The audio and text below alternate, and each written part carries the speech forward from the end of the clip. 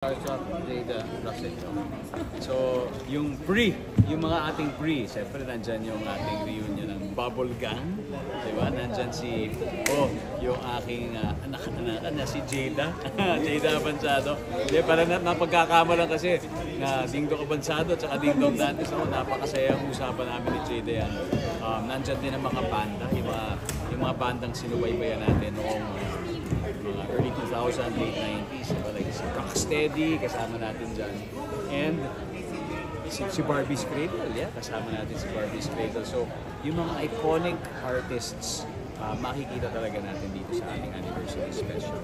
Plus, pagdating talaga sa main anniversary, yung reunion talaga ng mga TV shows. Dito nyo makikita reunion ng mga TV shows. Reunion ng mga magbabarkada. Dito natin gagawin yung mga throwback iconic personalities na talagang hinangaan natin noon hanggang ngayon makikita na natin dito sa family. Pasabog pala ako yun, no? And once in a while, kapag may anniversary, bumibisita din, syempre sa misis. At syempre, yun ang para sa akin, isa sa pinaka-special dahil masaya ako dahil una, malapit na yung maipalabas yung kanyang serye sa prime time na My Guardian Alien. And syempre, bibisita rin siya natin dito sa kanila. Yung nga po, ang tanong ng marami, syempre inaabangan din. Kaya mag-guess ang ating prinsesa, si Zia. Ay, nako. Mahilig siya maglaro pagka kami-kami lang. Pero syempre, hindi pa namin napag-usapan. Pero enjoy siya sa family. Kahit sa bahay, nilalaro namin. Nag-request nga ako ng name tag. Meron silang magkapatid para kungyari talaga kasali sila. I'm sure very proud din sila sa dati nila. Tuwing napapanood din po. Oo, nakakapanood sila. Minsan kasi pumupunta rin sila dito live at nanonood sila ng TV. And naman nag-i-enjoy sila. Ngayon, Dong, na 2 years na po kayo, anong dapat na-expect or ano may expect ng mga puso natin sa family? Well, syempre, unang-una, yung mga tanong, paago yan everyday talagang ito yung ni-research talaga natin at tinanong sa 100 na tao. Araw-araw fresh talaga yung mga set of questions and yung mga guests natin, yan talaga yung buhay ng ating show dahil may mga taong gusto natin makita. Di ba kahit na let's say matagal na natin hindi nakikita o kaya napapanood natin ngayon, kapag naglaro na sila, makikita mo yung ibang side nila, di ba bilang mga, halimbawa, yung mga artista paborito natin. Pero kapag naglalaro na, nag-iiba na sila, nagiging, uy, parang ganyan din ako mag-isip bilang fan nila. So nakakatawa makita sila dito sa At Kuya Dong, parang for yourself, parang na-explore mo rin ba na parang may na-discover kang bago sa sarili mo every time you do family food? Kasi you're very candid, masaya ka lang, ibang side of Dingdong ang naabangan namin every night. Talaga, enjoy lang talaga. Marami akong natututunan din sa mga guests dahil nakakausap ko sila Isipin mo, lalo na siguro yung mga first time kong ma-meet, di ba isang pribileyo sa akin na makilala sila, makakuntuhan sila at malaman yung mga thoughts nila whether sa mga bagay ba na seryoso o sa mga kalokohang bagay lang or sa mga bagay tungkol sa mga tanong na sinurvey. Kasi pati yung mga survey questions minsan eye-opener, di ba? May mga bagay na hanggang ngayon, nagugulat pa rin ako sa sagot ng ating mga 100 taong tinanong. Kuya Dong, kung ikaw tatanungin, parang mawala ang stress. Siyempre, iba nasasagot ng iba, minsan napapabulit pa nga kayo. Parang hindi mas stress kapag nandito na sa family feud. Siyempre, hindi mo rin maiwasan na mag-react, di ba? Dahil, minsan nakakatawa talaga, pero minsan, mas nananaig lang na dapat, kailangan bantayan natin yung oras kasi hindi baka matalo sila. So, pero minsan talagang nakakatawa talaga. Minsan nagte-take two kami dahil sa sobrang wild na mga sagot ng contestant na. Pero kayo daw, balita namin, maliban daw po sa mismo on-cam, yung mismo off-cam, yun din po yung sobrang kwenta. May mga unforgettable moments po ba kayo? Or episodes na hindi malilimutan dito sa family?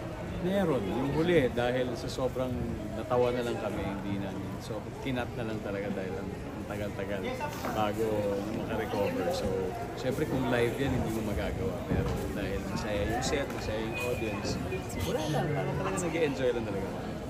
Kuya Dong, maiba naman ako. Yesterday, talagang you po also posted it on Instagram. Ang husay ninyo sa marksmanship training sa San Antonio. How was it, Kuya Dong? Bakit po kayo talagang todo training? Well, isa sa mga privileges of being a reservist is that access to continuous education from the organizations of the So, pwede kami pumili kung ano yung mga training na pwede namin gawin as reservists. And mapalad ako na nakabilang ako dun sa class na yun. So, nakuha ko yung mga ganong klase of schooling and learnings. So, tuloy-tuloy lang kasi syempre, learning should never stop. Di ba? Kahit sa larangan mo. Happy ako na nakasama ako sa batch.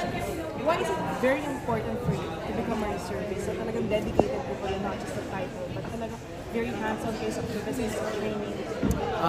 Mahalaga syempre para sa akin kahit anong opportunity diba, para makapaglingkod sa ating bayan. And for me, my way is one, through my work here at GMA, and second, by becoming a volunteer as a reservist through the organization at AF. Kung kaya na lang po yun, ano ba yung mga trainings na ginawa ninyo at gaano ka-intense po ito? Marami yan eh. Month-long kasi siya. Combination siya ng online classes plus yung physical FTX, yung field training exercises. So yung culmination happened yesterday. Gumawa mo pa rin balance everything. Sobrang busy niyo po. Oo, kasi talagang hilig ko talaga siya and passionate ako about business. Kaya ginagawan talaga ng oras. Pero syempre mahalagang hindi mawala ng oras para sa mahalagang bagay din kagaya ng trabaho and kagaya ng syempre pinakamahalaga sa akin, yung pamilya. Thank you so much, Kuya Dong. And congratulations again. Thank you. Ito yung mga shows na alam ko, hindi lang po pang 2 years, pang 2 decades. Sana. 2 decades and more. Thank you. Sir Dong, 3 questions lang po. This season po, sinimulan natin yung Kids Edition sa Family Feud. Kamusta po yung pakikipag-banter nyo sa kanila compared dun sa mga regular? So totoo lang, kahit naman hindi pang kids ang question, kaya nilang sagutin.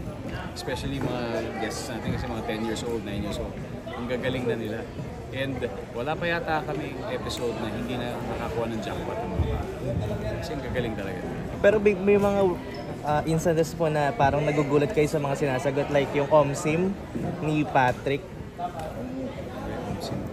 Yung mismo. Oo. Parang, kasi syempre, di ba? Parang yung mga lingwaheng ganun. Medyo wala sa generation namin, di ba? So, ang dami. And bukod doon, nagugulat ako sa maturity level ng mga sagot nila. Yun talaga yun. Parang, wow! Ganun na kayo mag-isip. Kasi talagang, sabi ko nga kahit i-mix mo na yung regular questions with questions for kids, kaya nila sagutin. Kanina po nabanggit nyo yung exciting lineup ng mga players. Pero personally po kayo, sino po yung gusto nyo pang maglaro dito sa family? Siyempre, yung grupo ng Showtime, dahil matagal na namin silang inaabang. Si Jenden, kasi dati si Barbie tsaka si David naglaro na, Jenden na lang. Si Mr. David Concepcion. Talagang sobrang excited kami na makapag-guest siya dito. Message na lang po sa mga loyal Family Feud viewers. Siyempre, maraming salamat sa inyo. Dahil po sa inyong suporta, 2 taon na tayo. Isipin nyo hindi ko na-imagine na aabot na ganito katagal. Pero dahil sobrang saya, gabi-gabi ng experience dito ay alam natin na magpapatuloy ito. Hanggat nandyan kayo, hanggat nandyan ang suporta ninyo. Kaya sana, samahan niyo po kami sa ating month-long anniversary special, week-long anniversary special, ating second anniversary. Hindi lang ngayon, kundi sa mga susunod pang mga year anniversaries natin. Thank you sa ating mga puso. Sir Dong, last na po. This year po may mga teleserye po ba? Magbabalik po ba kayo this year sa paggawa ng... Pwede pala na yun. Baka, meron. Okay. Hindi ko pa pwede sabihin pero may mga inaayos. Thank you po. Thank you.